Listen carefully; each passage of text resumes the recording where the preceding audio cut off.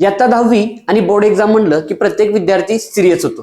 तुम्हीही जेव्हा 10वी असाल तेव्हा तुम्हाला आठवत असेल की जेव्हा 10वीची एक्झाम जवळ आलती तेव्हा ना, जेव्हा तुमचा पहिला पेपर होता तेव्हा तुमच्या पोटात गोळा आला असेलच.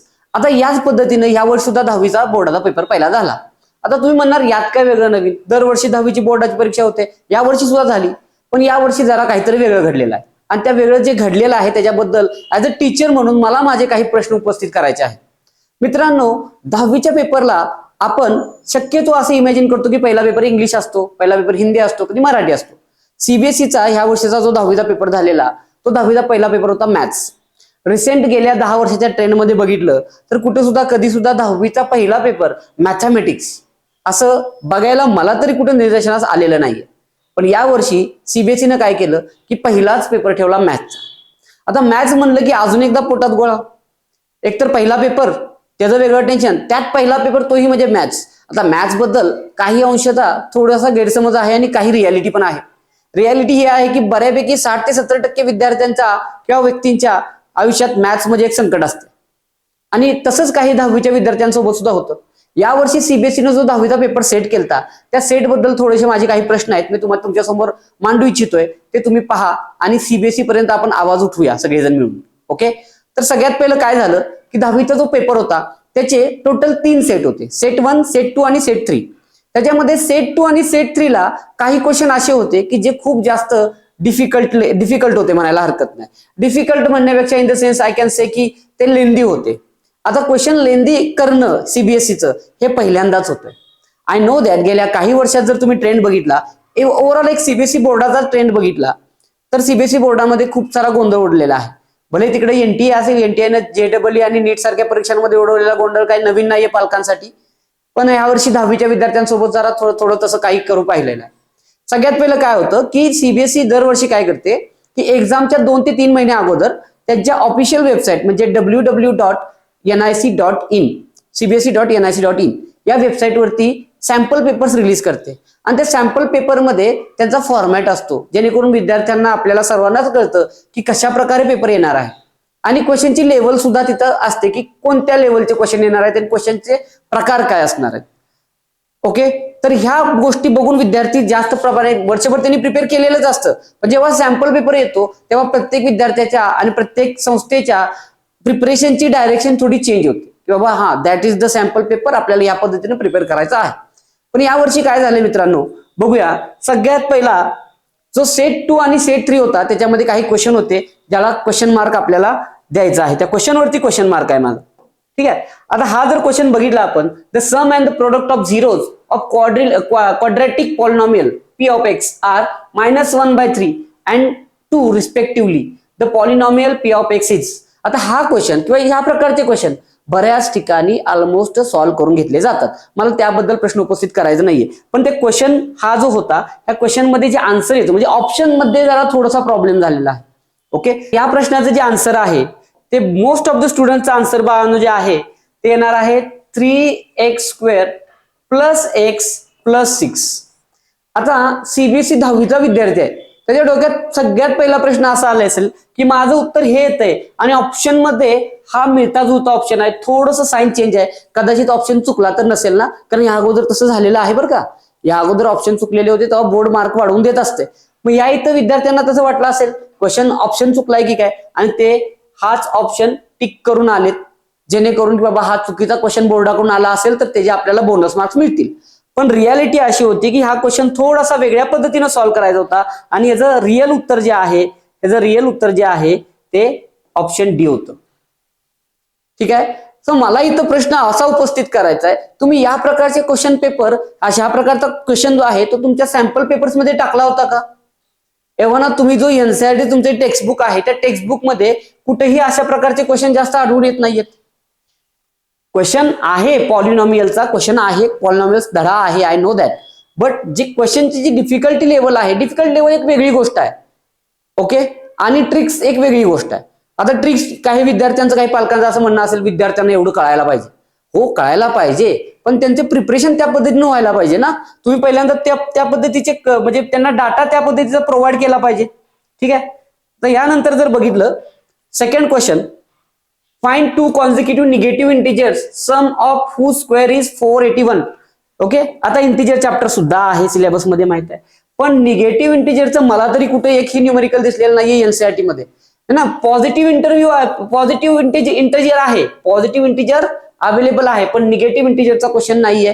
तुम्ही अगेन एनसीआरटीनं काय केलं पाहिजे की असे क्वेश्चन तुम्ही तिथं टाकले पाहिजे सॅम्पल क्वेश्चन पेपरमध्ये. बघा, प्रत्येक विद्यार्थ्याचं प्लॅनिंग असतं, जसं आयुष्यात प्रत्येक व्यक्ती आपलं स्वतःचं काहीतरी प्लॅनिंग करत असतोय. जर त्याला समोर येणारं संकट कशा प्रकारचं आहे ते कळालं तर तो त्या पद्धतीनं प्लॅनिंग करत असतो. विद्यार्थ्याला कधीही कुठेही कुठल्याही सॅम्पल पेपरमध्ये कुठल्याही एनसीआरटी तुमच्या टेक्स्टबुकमध्ये या प्रकारचे क्वेश्चन्स तुम्ही दाखवलेले नाहीयेत आणि ते क्वेश्चन आले. सो मला अजून एकदा सांगायचं आहे की सीबीएसईनं या गोष्टी करणं टाळलं पाहिजे. मी असं म्हणत नाही की त्यांनी निगेटिव्ह इंटिजर टाकू नये, टाकावा, पण तिथं सॅम्पल पेपरमध्ये नमूद करा. तुमच्या एनसीआरटीच्या टेक्स्टबुकमध्ये कुठेतरी चेंजेस व्हायला हवेत की बाबा हा अशा प्रकारचे सुद्धा क्वेश्चन आता येतील म्हणून. नेक्स्ट क्वेश्चन जो आहे तो आहे हा. आता हा क्वेश्चन मला वाटते ऑलमोस्ट म्हणजे मी आमच्या मॅडम आम्ही स्वतः एक्झाम हॉलच्या बाहेर होतो, एक्झाम सेंटरच्या बाहेर होतो, गेटच्या बाहेर होतो, and there so many students came, आणि त्या विद्यार्थ्यांनी आम्हाला हाच विचारलं की मॅम हा कसा क्वेश्चन सोडवायचा. म्हणजे मॅम जवळ ती झुंबड उडाली विद्यार्थी, हा क्वेश्चन कसा सोडवायचा. मला एकाही विद्यार्थ्यानं पॉझिटिव्ह ह्या क्वेश्चन बद्दल बोललेलं नाही, कारण हा क्वेश्चनच आउट ऑफ सिलेबस आहे. हा क्वेश्चन म्हणजे आउट ऑफ सिलेबस म्हणू शकणार नाही. इथं 3 ते 4 वेगळ्या वेगळ्या कन्सेप्ट मिक्स करून हा क्वेश्चन तयार केला गेलेला आहे. माझं म्हणणं तेही नाही की ती सगळे बघा, सीबीएसई 10वीचा विद्यार्थी आहे, 10वीला तुम्ही काय अपेक्षा करताय की विद्यार्थ्यांना जेई लेवलचं प्रिपरेशन करावं. अरे 10वी म्हणजे प्रत्येक जणाला जेई नाही करायचंय. 10वी मध्ये असणाऱ्या सीबीएसई करणाऱ्या काही विद्यार्थ्यांना कॉमर्स घ्यायचं असेल, सम विद्यार्थी might be interested in NEET. Okay, how can you force them. तुम्ही ह्या पद्धतीनं नाही करू शकत आहे. हे जे तुम्ही दिलेलं आहे, तुम्ही जे क्वेश्चनचा मेथड दिलेला आहे, क्वेश्चनचा जे तुमचा फॉर्मॅट आहे, तो फॉर्मॅट कुठंच त्यांच्या एनसीआरटी लेवलच्या सिलेबस ओरिएंटेड नाहीये. 2 ते 3 चॅप्टरच्या कन्सेप्ट मिक्स करणं ही कन्सेप्ट शक्यतो जेई लेवलला वापरली जाते. तुम्हीही वापरा, काय हरकत नाहीये, पण तसं इंटिमेट करा मुलांना अगोदर, तसं त्यांना इंटिमेशन द्या. तसं इंटिमेट रॉंग वर्ड झाला का, तसं तुम्ही विद्यार्थ्यांना एकदा इंटिमेशन द्या आणि सांगा, त्यांच्या सिलेबसमध्ये इन्क्लूड करा ना, त्यांना सवय लावा. ओके, ठीक आहे. आता सीबीएसई याच्यावरती एक प्रश्न उपस्थित करणार, आय नो दॅट, मला माहिती आहे. आणि बऱ्याच खाली कमेंट बॉक्समध्ये बरेच जण म्हणणार काय की नाही, सीबीएसई ऑलरेडी एनईपी लागू करायला चालू केलेला आहे, 2-3 वर्ष झालेलं आहे, हे तुम्हाला कळायला पाहिजे. ऍज अ टीचर मला ह्या सगळ्या गोष्टींची माहिती असते, पण प्रॉब्लेम हा आहे की जर तुम्ही चेंज करताय ना, तर सगळ्यात पहिला पुस्तकामध्ये चेंज करा. You cannot change directly in the exam paper. Exam पेपरमध्ये डायरेक्ट तुम्ही इम्प्लिमेंट नाही करू शकत. तुम्ही पहिला टेक्स्टबुक इम्प्लिमेंट केलं पाहिजे. टेक्स्टबुकमध्ये जी एक्झरसाइज आहे, पुस्तकाच्या पाठीमागे, धड्याच्या पाठीमागे जी एक्झरसाइज आहे, त्या एक्झरसाइज मध्ये अशा प्रकारचे क्वेश्चन द्या ना, so that teacher can understand. लक्षात, अक्षरशः मी तुम्हाला खोटं बोलणार नाहीये, हा तो पेपर आहे. हा पेपर सोडवायला आमच्या टीचरला म्हणजे आमच्या मॅम ज्या आहेत त्यांना सुद्धा 3 तास लागले. ऑब्व्हियसली त्या एक्झामच्या प्रेशरमध्ये नव्हत्या, त्यांनी निवांत पेपर सोडवा, पण विद्यार्थ्यांना डेफिनेटली मोर दॅन 3 आवर्स पाहिजे होते. वेळ तुम्ही तेवढाच ठेवलेला आहे, पण हे ज्या प्रकारचे क्वेश्चन टाकलेले आहेत ते एक्सपेक्टेड नव्हते अगेन. ओके, यानंतर हा क्वेश्चन तर आहे, हा क्वेश्चन मला वाटते बऱ्यापैकी 90% विद्यार्थ्यांनी सोडवलेला नाहीये. ज्याने सोडवलेला आहे माइट बी त्या विद्यार्थ्यांना वेगळं फाउंडेशनचं प्रिपरेशन केलेलं असावं. ओके, नेक्स्ट जे आहे हा क्वेश्चन. आता हा क्वेश्चन जो आहे केस स्टडी बेस्ड क्वेश्चन.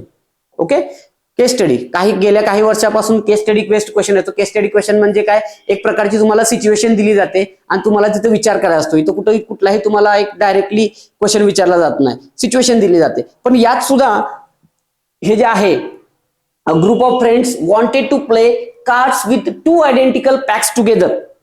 जेवढे पण सीबीएसईच्या एनसीआरटीच्या टेक्स्टबुक मध्ये मॅथ्सच्या जे क्वेश्चन आहेत ह्या चॅप्टरशी रिलेटेड, ओके, त्याच्यामध्ये 1 आयडेंटिकल पॅक आहे. 1 आयडेंटिकल पॅक. 2 आयडेंटिकल पॅकचं कुठंही एक्झाम्पल निदर्शनास येत नाही. तर मग तुम्ही डायरेक्टली एक्झाम हॉल म्हणजे विद्यार्थी का प्रिपेअर कराल नाही का. जर एनसीआरटी मध्ये पुस्तक ऑलरेडी तुम्ही काय सांगता, तुम्ही स्वतः नोटिफिकेशन काढता, तुम्ही जीआर काढता, तिथे लिहिता की हे रिसोर्सेस इनफ आहेत एनसीआरटी, आणि देन तुम्ही हा क्वेश्चन टाकता. तुम्ही सांगा ना की बाबा एनसीआरटीच्या बाहेरचा सुद्धा आम्ही एनसीआरटीने 1 पॅक दिला तर तुम्हाला 2 पॅकचं पण यायला पाहिजे. आता ह्या वर्षी मुलं 2 पॅकचं करतील 2027च्या एक्झामला. तुम्ही मग 3 पॅकचं टाकणार का? ओके, हे जरा मला थोडंसं सीबीएसईचं ओव्हर वाटतंय आणि हे असं करायला नाही पाहिजे होतं. ठीक आहे. ओके, नेक्स्ट आहे हा क्वेश्चन त्याच्याशी रिलेटेड आहे. दिस क्वेश्चन, हा केस स्टडी, हा क्वेश्चन मला वाटते, म्हणजे माझं ओपिनियन आहे, बऱ्याच विद्यार्थ्यांना सुटलाही असेल. क्वेश्चन हा ठीकठाक आहे, डिफिकल्टी लेवल ठीकठाक आहे, बट तरीही ह्या प्रकारच्या सुद्धा क्वेश्चन सीबीएसई एनसीईआरटीच्या बुक्समध्ये अवेलेबल नाहीये. मग ओव्हरऑल जर बघितलं आपण, आणि अजून एक क्वेश्चन आहे, या क्वेश्चन मध्ये सुद्धा दोन कन्सेप्ट, दोन वेगळ्या वेगळ्या चॅप्टरच्या कन्सेप्ट कंपाईल करून हा क्वेश्चन तयार केला गेलेला आहे. हा क्वेश्चन सुद्धा ठीक आहे, काही एवढा वाईट नाही हा क्वेश्चन, पण ह्या क्वेश्चन मध्ये सुद्धा जर तुम्ही 2 ते 3 चॅप्टरच्या कन्सेप्ट एकत्र करताय, इन्फॉर्म देम, विद्यार्थ्यांना इन्फॉर्म करा. बऱ्याच विद्यार्थ्यांचं जे पुढच्या पेपरांचं जे नियोजन आहे हे पहिल्या पेपरवरती डिपेंड असतं. We know that, we all know that first impression is last impression, we all know that, है ना. आणि त्यामुळे पहिल्यांदाच जर पहिल्याच पेपरला विद्यार्थ्यासोबत जर का चुकीचं असं काय घडलं तर पुढचे पेपर मात्र त्याला व्यवस्थित जातील का, याचा कुठेतरी विचार केला पाहिजे.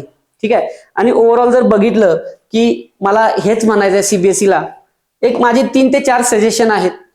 सर्व पालक आणि विद्यार्थी मिळून आपण सगळ्यांनीच कमेंट बॉक्समध्ये किंवा इतर ठिकाणी आपण असं एक काहीतरी निवेदन दिलं पाहिजे, सांगितलं पाहिजे सगळ्यांनी मिळून की बाबा एनसीईआरटी तुम्ही चेंज करताय, changes are always welcome, positive changes are always welcome, पण 10वीच्या विद्यार्थ्यांना तुम्ही डिफिकल्टी लेवलची किती वाढवणार आहात, किती मला आय एम जेई टीचर, मी फिजिक्स शिकवतो आणि आमच्या इकडे फाउंडेशनची मुलं आहेत, आम्ही मुलांना कॉम्पिटन्सी बेस्ड जास्त क्वेश्चन शिकवतोच.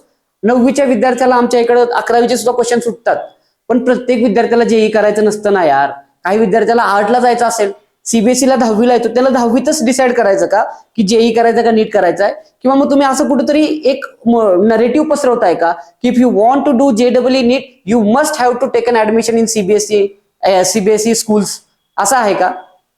ओके, सो हे मला कुठेतरी चुकीचं वाटते. सीबीएसईच्या विद्यार्थ्यांना सुद्धा आर्टला जायची इच्छा असू शकते, कॉमर्सला जायची इच्छा असू शकते, त्यांच्या विद्यार्थ्यांच्या स्वप्नांना तुम्ही कमर्शियलाइज करायला लागलेला आहात.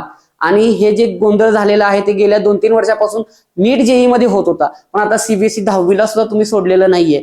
So I am really sad about it, आणि मला हे म्हणजे बघून खूप वाईट वाटलेलं आहे. आणि फक्त एवढंच माझं सांगणं आहे, as a teacher, as a mentor, माझं एवढंच सांगणं आहे की सीबीएसईने चेंजेस करावे, पण त्या चेंजेसचं इम्प्लिमेंटेशन आहे ना ते त्यांनी व्यवस्थित केलं पाहिजे. Okay, that's it. मला विद्यार्थी आणि पालकांना एक महत्वाचा मेसेज द्यायचा आहे. आता मॅथचा जो आपला पेपर झालेला आहे त्याबद्दल खूप जास्त पॅनिक होऊ नका, बिकॉज आपल्याकडे अजून एक अटेम्प्ट आहे. सीबीएसई 2026 मध्ये जे बोर्ड एक्झामसाठी जे चेंजेस आलेले आहेत, नवीन रूल आलेले आहेत, त्या रूलनुसार आता जो चालू आहे तो अटेम्प्ट 1 चालू आहे. आणि जे विद्यार्थ्यांना अटेम्प्ट 1च्या मार्क्समध्ये सॅटिस्फॅक्शन नाहीये ते विद्यार्थी, ते पालक, ते विद्यार्थी सेकंड अटेम्प्ट साठी अप्लाय करू शकतात आणि पुन्हा एकदा आपले मार्क इम्प्रुव्हाइज करू शकतात. Okay, so don't get panic about it. दुसरी गोष्ट काय की आता जो झालेला आहे मॅथ्सच्या पेपरमध्ये जो गोंधळ होता, जे काही डिफिकल्ट क्वेश्चन होते त्या क्वेश्चन मध्ये जास्तीत जास्त त्रास कुणाला झाला असेल, जे विद्यार्थी 95 to 100च्या स्लॅब मध्ये येतात, म्हणजे ज्यांना 100 out of 100, 100 out of 95 plus marks घ्यायचे होते, 90 प्लस मार्क्स घ्यायचे होते, ह्या मुलांना जास्तीत जास्त 100 out of 100 पाडायचे होते, यांना त्रास झालेला असणार आहे. So you don't get panic. मला असं म्हणायचं नाही कुठेही की तुम्हाला 100 out of 100 नव्हते पडायचे, सगळ्यांनाच पडायचे असतात, सगळ्यांचीच इच्छा असते, बट प्रत्येकाला ते शक्य होत नाही. पण तुमच्याकडे अजून एक चान्स आहे, हे मला सांगायचं आहे. याशिवाय काय की तुमची आत्ताची परीक्षा चालू आहे त्याच्यानुसार तुमचे अजून बरेचसे पेपर बाकी आहेत, एकच पेपर झालेला आहे. तुम्ही खचून नाही जायचं विद्यार्थ्यांनो, तुम्ही अजिबात पॅनिक व्हायचं नाहीये, तुम्ही वेगळ्या प्रकारचा काही विचार करायचा नाहीये, तुम्ही धीर धरायचा आहे, स्वतःला धीर द्यायचा आहे आणि पुढच्या पेपरची स्ट्रॅटेजी आखायची आहे. तुम्ही तुमचे जे काही कोण काउन्सिलर असतील, मेंटर्स असतील, टीचर्स असतील, त्यांना जाऊन भेटा, तुमचं दुःख त्यांच्याजवळ शेअर करा, त्यांच्याकडून डिस्कस करून स्ट्रॅटेजी घ्या आणि पुढच्या पेपरसाठी चांगल्या पद्धतीने तयारी करा. एवढंच बोलायचं होतं. Thank you so much.